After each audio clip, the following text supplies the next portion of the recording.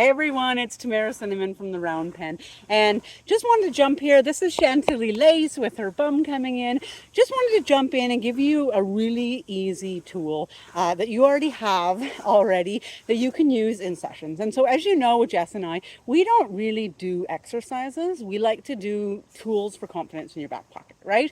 I've always got a chalk pen in my back pocket at all times. But one thing I love to do is take your simple grooming and take it to a whole nother level. And so with grooming, let's start with talking about a hoof pick. All right. So a hoof pick can do so many things in the work that we do because of course you have to have confidence. You have to be able to have trust. I mean, there's so many pieces in the building blocks that you need to have. But one thing I love to do, give them a hoof pick, teach them how to do it. And again, this isn't about proper grooming, but give them some basics. Talk about the confidence. Talk about what it takes to be the person that the horse trusts, right? But then I like to take it a step further. And as they clean it out, talk about the hoof being the foundation piece for the horse, right? Without a hoof, you don't have a horse, right?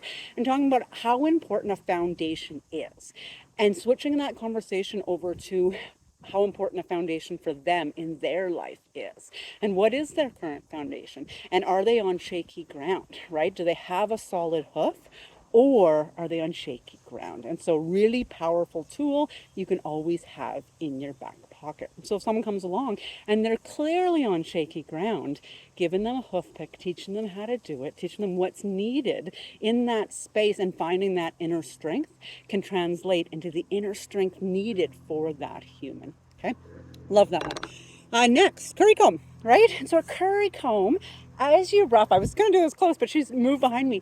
As you rough it up, right? As you bring the dirt to the surface, the curry comb is doing all the hard work.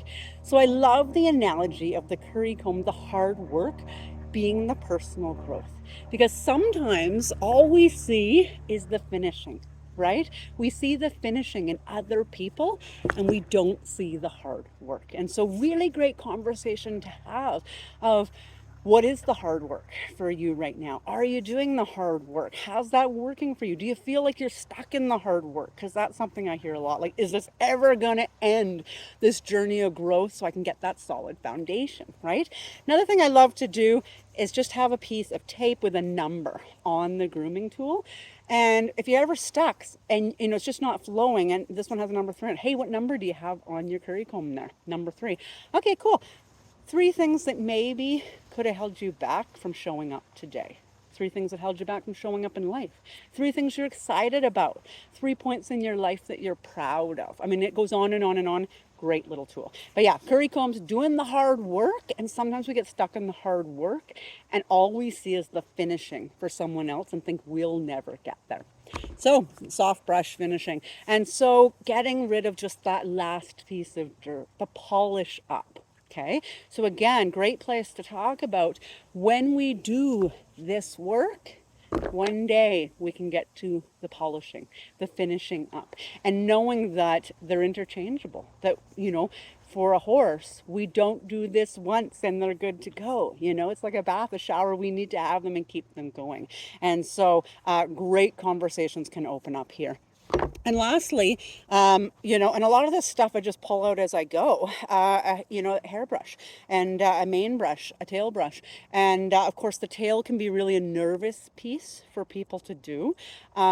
Or they can find it really meditative. But one thing I like to talk about with the brush is doing something for someone else and how that feels great for us. And so we don't do it for that reason, but I always say, this is a limerick that a very special person in my life who's gone now, but she was a horsewoman, Beth Marks, taught me. And she said, whenever I'm in the place where I'm struggling, I think of this little limerick: do something for someone else quick.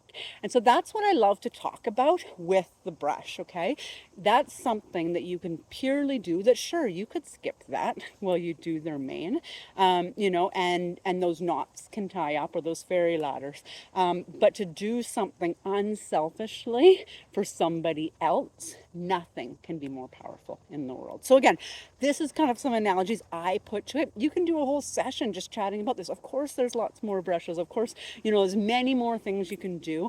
But in the round pen, it's really important for us that we bring you simple tools for your back pocket. We're not parading horses around. We're allowing them to bring forward the gifts and the pieces that people need to learn in the horse-human connection. So I've gone over tools here, but the reality is so much more is going to happen. Watch your horse, watch the equine communication, watch as they talk about these pieces that come up from foundation to body work and so forth, what pieces come up and what is the horse trying to reflect. So whatever you're doing, I hope you're having a great day, but I'd love you to comment below and just what pieces maybe either stuck out for you or what some other ideas with some simple grooming tools that you can bring forward. And again, this is not about grooming, okay? So comment below. What was your big takeaway? What do you have to share that you can add to this? So thanks for showing up.